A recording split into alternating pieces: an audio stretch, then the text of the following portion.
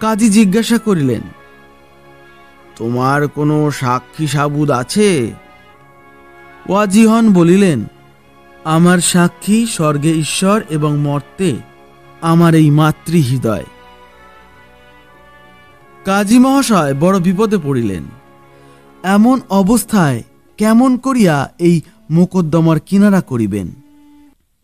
The smell of books আজকে আপনারা শুনবেন প্রভাত কুমার মুখোপাধ্যায়ের লেখা কাজীর বিচার। গল্পটি শুনে কেমন লাগলো অবশ্যই কমেন্ট করে জানাবেন, আর ভালো লাগলে বন্ধুদের সাথে শেয়ার করবেন। এবার শুরু করা যাক। জগৎ বিখ্যাত আরব্য উপন্যাসের বগদাধিপতি হারুন আল রশিদ একদিন সিংহাসনে বসিয়া পাত্র মিত্র সভাসদ বর্গকে জিজ্ঞাসা করিলেন, কন্যা ও পুত্রবধূ এই দুয়ের মধ্যে স্ত্রী লোকেরা কাহাকে অধিক ভালোবাসে? সভাসদগণ ভিন্ন ভিন্ন মত প্রকাশ করিতে লাগিলেন। কেহ বলিলেন, কন্যা অপেক্ষা পুত্রকে সকলে অধিক ভালোবাসে, সুতরাং পুত্রবধূকেও সমধিক ভালোবাসিবারই কথা। অন্যেরা প্রতিবাদ করিলেন, পুত্রবধূ পরের মেয়ে, সুতরাং কন্যাকেই সকলে অধিক ভালোবাসিবে। কেহ বলিলেন, পুত্রবধূ পরের মেয়ে হইলেও ঘরে থাকে, কন্যা পরের ঘরে চলিয়া যায়, অতএব পুত্রবধূর প্রতি স্নেহ গাঢ়তর হবে। অপরেরা ঠিক এই যুক্তিতেই উক্ত মত খণ্ডন করিয়া বলিলেন যে সর্বদা কাছে থাকে তাহার প্রতি ততটা স্নেহোদ্রেক হয় না, যে দূরে থাকে সেই অধিক স্নেহের অধিকারিণী হয়। এইরূপে বাদানুবাদ কিছুতেই মীমাংসার দিকে অগ্রসর হইতেছিল না। এক বৃদ্ধ বিচক্ষণ সভাসদ এতাবৎকাল নীরবে বসিয়াছিলেন। খালিফ তাহাকে বলিলেন, মৌলভী সাহেব, আপনি কেন স্বীয় মত প্রকাশ করিতেছেন না? বৃদ্ধ খালিফের এই প্রকার উক্তিতে বিশেষ সম্মানিত হইয়া বিনয় নম্র বচনে কহিলেন, হে ঈশ্বর প্রেরিত মোহাম্মদীয় ধর্মের রক্ষক, স্ত্রীলোকেরা যে পুত্রবধূ অপেক্ষা কন্যাকে অধিক ভালোবাসে তাহার প্রমাণস্বরূপ আমি একটি গল্প জানি, অনুমতি হইলে নিবেদন করিতে পারি। খালিফের অনুমতিক্রমে প্রবীণ মৌলভী এইরূপ গল্প করিতে আরম্ভ করিলেন। পুরাকালে এক নগরে এক বৃদ্ধা বাস করিত। তাহার এক পুত্র আর এক কন্যা ছিল। এই কন্যা ও পুত্রবধূটি একই সময়ে আসন্ন প্রসবা হইলেন। পুত্রবধূর নাম ওয়াজিহন এবং কন্যার নাম জহুরন। এক রাত্রে একই সময়ে ওয়াজিহন ও জহুরন দুইজনেরই সন্তান ভূমিষ্ঠ হইল। তখনও ধাত্রী আসিয়া পৌঁছে নাই। বিধবা দেখিল পুত্রবধূ ওয়াজিহনের পুত্র সন্তান ও কন্যা জহুরনের কন্যা সন্তান জন্মিয়াছে। ইহা বিধবার সহ্য হইল না। সে ওয়াজিহনের পুত্রকে জহুরনের সূতিকা গৃহে স্থাপন করিয়া দহিত্রীকে আনিয়া পুত্রবধূর নিকট রাখিয়া দিল। বাড়িতে আর জনপ্রাণীও ছিল না। প্রসূতিরা গতচেতন ছিলেন। একমাত্র ঈশ্বর ভিন্ন অপর কেহ এই বিনিময় ব্যাপারের সাক্ষী রইল না। 2 বৎসর অতীত হইল। ওয়াজিহন কন্যাকে এবং জহুরন পুত্রকে লালন পালন করিতেছেন। কাহারও মনে অনুমাত্র সন্দেহের সঞ্চার হয় নাই। একদিন সায়ংকালে ওয়াজিহন স্বীয় কক্ষে নামাজ পড়িতেছিলেন। তাহার পালিত শিশুকন্যাটি কোথায় খেলা করিতে গিয়েছিল। জহুরনের পুত্রটি নাচিতে নাচিতে সেখানে আসিয়া উপস্থিত হইল। সন্ধ্যা হইলে অন্ধকারের সঙ্গে সঙ্গে একটা শঙ্কার ভাব প্রত্যেক মাতৃহৃদয়ে সঞ্চারিত হইয়া থাকে এবং তাবৎ জীবজগতে মাতৃস্নেহের একটা প্রবাহ বহিয়া যায়। ঈশ্বরের কি আশ্চর্য মহিমা! সেই প্রার্থনা পরায়ণ জননীর হৃদয়ে সেই মাতৃ স্নেহ প্লাবিত সন্ধকালে এক অভূতপূর্ব ভাবের সঞ্চার হইল। তাহার স্তনে দুগ্ধধারা খরিত হইতে লাগিল। কে যেন তাহার কানে বলিয়া দিল, এ সন্তান তোমারই। সেই অবধি তিনি অতি নিপুণতা ও সাবধানতার সহিত সেই বালকের অঙ্গ প্রত্যঙ্গের গঠন এবং সঞ্চালনের ভাব লক্ষ্য করিতে লাগিলেন। তাহার স্বামীর সহিত ওই বালকের সমস্তই আশ্চর্যরূপ মিলিতে লাগিল। একদিন শাশুড়ির নিকট এ কথা বলিলেন, কিন্তু এইরূপ উত্তর পাইলেন, বাঁধি কোথাকার, যদি দ্বিতীয়বার এ কথা মুখ হইতে বাহির করবি তবে তোর জিহ্বাটা জ্বলন্ত লোহা দিয়ে পুড়াইয়া দিব। এই রূপ ব্যবহারের পর ওয়াজিহনের বুঝিতে বাকি রইল না কিছুই। তাহার গুণবতী শাশুড়ি সেই সন্দিগ্ধ অপকার্যের কর্ত্রী। অবশেষে উপায়ন্তর না দেখিয়া তিনি সেই নগরের কাজীর নিকট বিচার প্রার্থনী হইলেন। কাজী জিজ্ঞাসা করিলেন, তোমার কোনো সাক্ষী সাবুদ আছে? ওয়াজিহন বলিলেন, আমার সাক্ষী স্বর্গে ঈশ্বর এবং মর্তে আমার এই মাতৃহৃদয়। কাজী মহাশয় বড় বিপদে পড়িলেন। এমন অবস্থায় কেমন করিয়া এই মোকদ্দমার কিনারা করিবেন? 2-4 দিনের মধ্যে এ কথা রাষ্ট্র হইয়া পড়িল। ক্রমে আপনার পূর্বপুরুষ নাম করিলে গোস্তাখি হবে। তদানীন্তন বগদাধিপতির কর্ণেও এ কথা পৌঁছিল। তিনিও অপর সকলের ন্যায় সমুৎসুক হইয়া কাজীর বিচার ফলের প্রতীক্ষা করিতে লাগিলেন। 2-3 মাস অতীত হইয়া গেল, তবুও মোকদ্দমার কিছুই হইল না। অবশেষে খালিফ হুকুম দিলেন, 3 মাসের মধ্যে যদি কাজী বিচার করতে না পারে তবে তিনি সপরিবারে নির্বাসিত হইবেন এবং তাহার সমস্ত সম্পত্তি রাজ সরকারে বাজেয়াপ্ত হইবে। এই আদেশ প্রাপ্ত হইয়া কাজী সাহেব যার পরনায় দুশ্চিন্তান্বিত হইলেন। অবশেষে ভাবিলেন, আমার নির্বাসন তো হইবেই, অতএব সে অপমান সহ্য করা অপেক্ষা এখন হইতেই ফকিরি গ্রহণ করিয়া সংসার পরিত্যাগ করি। যদি ঈশ্বর দয়া করেন, যদি কোনো উপায় স্থির করিতে পারি তবেই ফিরিব, নতুবা মক্কায় গিয়া জীবনের অবশিষ্ট অংশ অতিবাহিত করিব। এই রূপে কাজী গৃহত্যাগ করিলেন। পদব্রজে ভ্রমণ করিয়া গ্রাম হইতে গ্রামান্তরে, নগর হইতে নগরান্তরে, পর্বত পার হইয়া, নদী পার হইয়া, জঙ্গল ভেদ করিয়া চলিলেন।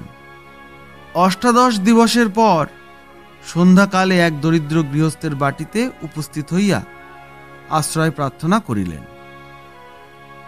সেই গৃহস্থের একখানি মাত্র ঘর, তাহাতেই সে সপরিবারে শয়ন করিত।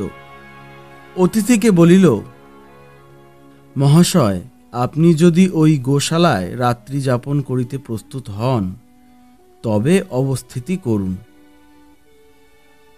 কাজী স্বীকৃত হইলেন। পথশ্রমে তিনি নিতান্ত কাতর ছিলেন। গৃহস্থ প্রদত্ত কিঞ্চিত দুধ পান করিয়া অবিলম্বেই নিদ্রিত হইলেন। অনেক রাত্রে নিদ্রাভঙ্গ হইল।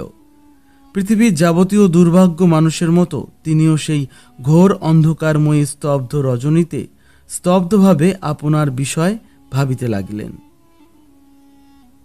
কিছুক্ষণ পরে জনকতক অস্ত্রাধারী দস্যু সেই গোশালায় প্রবেশ করিল। 2টি গাভী এবং তাহাদের 2টি বৎস বাঁধা ছিল। দস্যুরা একটি গাভী এবং একটি বৎসকে হরণ করিয়া লইয়া গেল। তাহারা চলিয়া গেলে পরিত্যক্ত গাভী ও বৎস অত্যন্ত কাতরভাবে রোদন করিতে লাগিল। গাভীটি হা বৎস এবং বৎসটি হা মাতা বলিয়া কাতরভাবে রোদন করিতেছিল।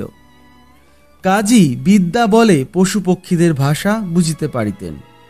তিনি এই ক্রন্দন ব্যাপারের অর্থ বুঝিতে না পারিয়া বিস্মিত হইয়া রহিলেন।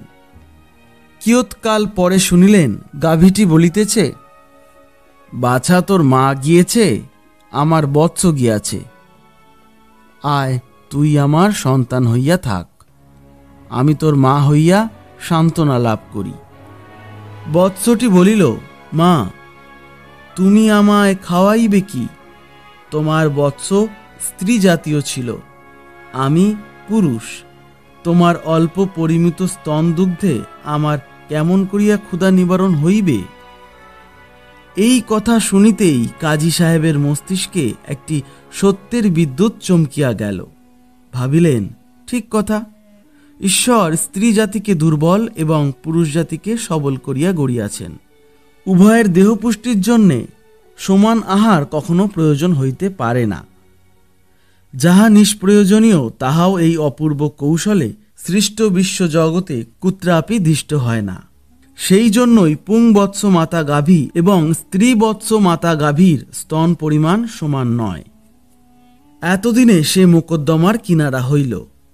কাজী প্রাতকালীন প্রার্থনায় ঈশ্বর ও মোহাম্মদকে শত শত ধন্যবাদ দিয়া প্রফুল্ল মনে দেশে ফিরিলেন। বোগদাদে রাজ সন্নিধানে সংবাদ পাঠাইলেন যে তিনি মোকদ্দমা নিষ্পত্তি করিতে প্রস্তুত হইয়াছেন। এতদিনে দেশময় এ কথা প্রচারিত হইয়া উঠিয়াছিল। খালিফ কাজীকে আজ্ঞা করিলেন, তুমি বাদী প্রতিবাদী সাক্ষী প্রভৃতি লইয়া এই রাজধানীতে আসিয়া সর্বসমক্ষে বিচার কার্য সম্পাদন করিবে। নির্দিষ্ট দিবসে যথাসময়ে কাজী রাজসভা মণ্ডপে উপস্থিত হইলেন। রাজ্যের সমস্ত গণ্যমান্য লোক, আমির ওমরাহগণ উপস্থিত হইয়াছেন। বিচার কার্য আরম্ভ হইল। কাজী পূর্ব হইতে প্রায় 100 চতুষ্পদ পশু রাজধানীতে পাঠাইয়া দিয়াছিলেন। সেগুলি সভা প্রাঙ্গণে উপস্থিত হইল। খালিফ কহিলেন, এসব কি হবে? কাজী কহিলেন, এ সকল সাক্ষী শ্রেণীভুক্ত। সকলে একান্ত কৌতূহলের সহিত বিচার প্রণালী দেখিতে লাগিলেন। প্রথমে বাদিনী তাহার মোকদ্দমার সমস্ত বিবরণ প্রকাশ করিলেন। প্রতিবাদিনী দোষ অস্বীকার করিল। তখন বৃদ্ধা ধাত্রীর সাক্ষ্য গ্রহণ করা হইল। সে বলিল, সন্তান দুইটি ভূমিষ্ঠ হইবার বোধহয় আধা ঘণ্টা পরে আমি উপস্থিত হইয়াছিলাম। প্রতিবেশিনীরা সাক্ষ্য দিল, আমরা সন্তান জন্মের রাত্রির প্রভাত হইলে দুইজনেরই স্মৃতিকাগারে উপস্থিত হইয়াছিলাম। ওয়াজিহনের কোলে কন্যা এবং জহুরনের কোলে পুত্র সন্তানই দেখিয়াছিলাম।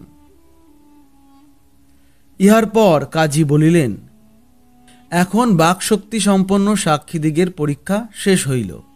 এইবার সেই শক্তি হইতে বঞ্চিত সাক্ষীগুলির পরীক্ষা লওয়া যাইতেছে। মাননীয় সভাসদবর্গ এবং সর্বসাধারণ মনোযোগ করুন। পূর্বকথিত পশুপাল হইতে একটি পুং বৎসযুক্ত এবং স্ত্রী বৎসযুক্ত গাভী আনা হইল। বৎস দুইটি সমবয়স্ক, দুইটি সমভাব উপপাত্রে গাভী দুইটির দুগ্ধ দহন করুণান্তর তুলদণ্ডে পরিমিত করা হইল। সর্বসাধারণ প্রত্যক্ষ করিল, পুং বৎসযুক্ত গাভীটির দুগ্ধ অধিক হইয়াছে। এইরূপে ক্রমে ক্রমে মহিষ, ছাগ, মেষ, গর্ধব, উষ্ট্র, হরিণ প্রভৃতি বহু বহু পশু মাতার পরীক্ষা লওয়া হইল এবং প্রত্যেকবারেরই ফল পূর্বানুরূপ হইল। পরীক্ষা শেষ হইলে কাজী বলিতে লাগিলেন, হে বিদ্বান ও বুদ্ধিমান সভাসদগণ, আপনারা জানেন ঈশ্বর স্ত্রী জাতি অপেক্ষা পুরুষ জাতিকে বলবত্তর করিয়া নির্মাণ করিয়াছেন। এই কারণে সর্বজীবের আদিম খাদ্য ভাণ্ডারে তিনি পুরুষের জন্যে অধিক এবং স্ত্রী জাতির জন্যে অপেক্ষাকৃত অল্প খাদ্য সঞ্চিত রাখিয়াছেন, তাহারও আপনারা প্রত্যক্ষ করিলেন। এক্ষণে ওয়াজিয়ন ও জোহরনকে দেখাইয়া এই স্ত্রীলোক দুইটির স্তন দুগ্ধ এইরূপ তুলনা করিয়া দেখা যাক, যাহার দুগ্ধের পরিমাণ অধিক হইবে তাহাকেই পুত্র সন্তানের মাতা বলিয়া সিদ্ধান্ত করা যাইবে। এই প্রকার নিষ্পত্তিতে আপনাদের সকলের সম্মতি আছে তো? সকলেই এক বাক্যে বলিলেন, আছে। বলা বাহুল্য, ওয়াজিহনের দুগ্ধই গুরুতর হইল। ওয়াজিহন সভা সমক্ষে আপনার পুত্রকে প্রাপ্ত হইলেন। জহুরনকে তাহার কন্যা দেওয়া হইল। খালিফ এই বিচার পদ্ধতি দেখিয়া মহাসন্তুষ্ট হইলেন। স্বীয় কণ্ঠদেশ হইতে বহুমূল্য মণিহার মোচন করিয়া কাজী সাহেবের গলে পরাইয়া দিলেন। অল্প দিনের মধ্যেই তাহাকে রাজধানীর প্রধান কাজীর চিফ জাস্টিস সম্মানসূচক পদে উন্নীত করিয়া দিলেন। দণ্ডস্বরূপ সেই শাশুড়িকে পারস্য উপসাগরের উপকূলস্থিত এক জনহীন প্রান্তরে নির্বাসিত করা হইল।